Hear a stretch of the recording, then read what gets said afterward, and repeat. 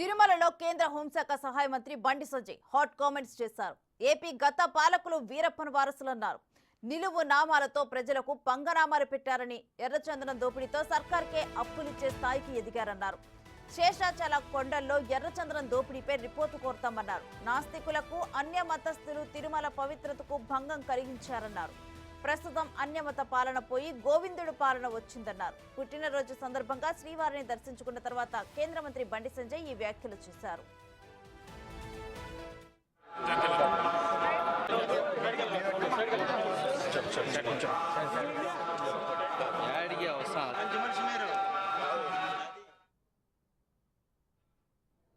దేవుణ్ణి నమ్మని వాళ్ళు, ధర్మం గురించి ఆలోచించని వారు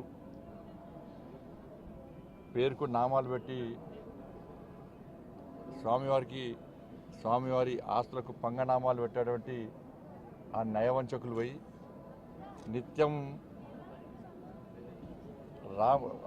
వెంకటేశ్వర నామస్మరణతో ఆ స్వామివారికి సేవ చేసేటువంటి సేవకుల రాజ్యం వచ్చింది వాళ్ళు. ఇవాళ రాజకీయ నిరుద్యోగులకు పునరావాస కేంద్రంగా పదవుల కోసం ఇన్ని రోజులుగా ఈ టీటీడీని వాడుకునే ప్రయత్నం చాలామంది చేసింది. నేను చాలా సందర్భాల్లో చెప్పినాను, మేము ఎవరు కూడా ఏ మతానికి వ్యతిరేకం కాదు, ఏ వ్యక్తులకు వ్యతిరేకం కాదు, ఏ మతానికి కించపరిచే వ్యక్తులం కాదు. కానీ హిందూ ధర్మానికి వ్యతిరేకంగా, హిందువులు ఆరాధ్య దైవంగా భావించినటువంటి ఈ పవిత్రమైన ప్రాంతాన్ని అపవిత్రం చేయడానికి, వారి ఆస్తిపాస్తులు పెంచుకోవడానికి, శ్రీవారి ఆస్తులను కొల్లదోయడానికి,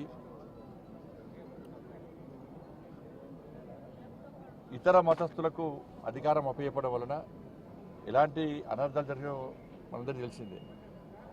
అందుకే రెండు కొండలవాడ గోవింద గోవింద అనే వ్యక్తులు వేరు.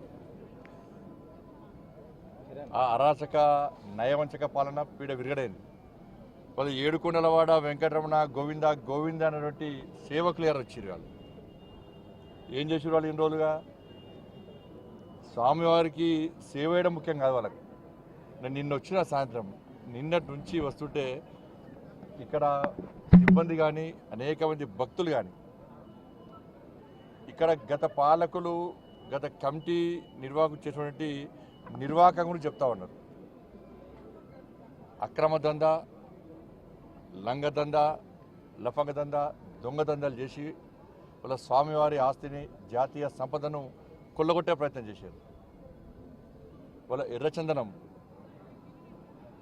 వీళ్ళంతా వీరప్పన్ వారసులు. అంతా కూడా వీరప్పన్ వారసుల చేతిలో మొన్నటి వరకు కూడా టీటీడీ ఉండే.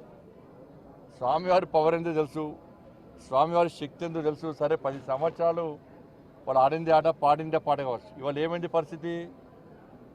స్వామివారి జోలు పోతే ఏమైంది పరిస్థితి? కాబట్టి ఎర్రచందనం పేరుతోని దొంగదందా చేస్తూ వేల కోట్ల రూపాయల స్వామివారి ఆస్తిని, జాతీయ సంపదను దోచుకుంటూ వాళ్ళే ఇవాళ రాజకీయాలను శాసించే స్థాయికి వచ్చారు. రాజకీయ నాయకులను వాళ్ళ గుప్పిట్లో పెట్టుకొని ఎన్నికల్లో గెలవాలన్నా, ఎన్నికల్లో ఖర్చు పెట్టాలన్నా, పార్టీలు నడవాలన్నా, చివరకు ప్రభుత్వాన్ని కూడా అప్పులు ఇచ్చే స్థాయికి వచ్చినంటే ఇంతకన్నా దుర్మార్గం, ఇంత సిగ్గుచేటి కూడా కాదన్న విషయాన్ని మనం గుర్తుంచుకోవాలి. తప్పకుండా దీన్ని వదిలిపెట్టే ప్రసక్తి లేదు. గతంలో విషయంలో చంద్రబాబు నాయుడు గారు మాట్లాడారు, పవన్ కళ్యాణ్ గారు మాట్లాడారు, మా భానుప్రకాష్ గారు, మిశ్రా వీళ్ళందరూ కూడా ఈ విషయంలో చాలా సందర్భాల్లో ఫైట్ చేశారు. కానీ వాళ్ళ ఆలోచన ఏంది? ఉన్నన్ని రోజులు ఈ ఎర్రచందనం పేరుతో మొత్తం దోచుకోవాలి, శ్రీవారి సంపదను దోచుకోవాలి, మేము కోటీశ్వరులుగా మారాలని చెప్పి ఒక దురాలోచనతో వాళ్ళు ఇన్ని రోజులు ఇక్కడ నిత్యం పాలన కొనసాగించారు. కాబట్టి దాన్ని వదిలిపెట్టే ప్రసక్తి లేదు. పూర్తిగా ఈ విషయాన్ని మా కేంద్ర హోంశాఖ మంత్రులు అమిత్ షా గారు తీసుకొస్తాం. తప్పకుండా దీన్ని నివేదికలు తెప్పించుకుంటాం.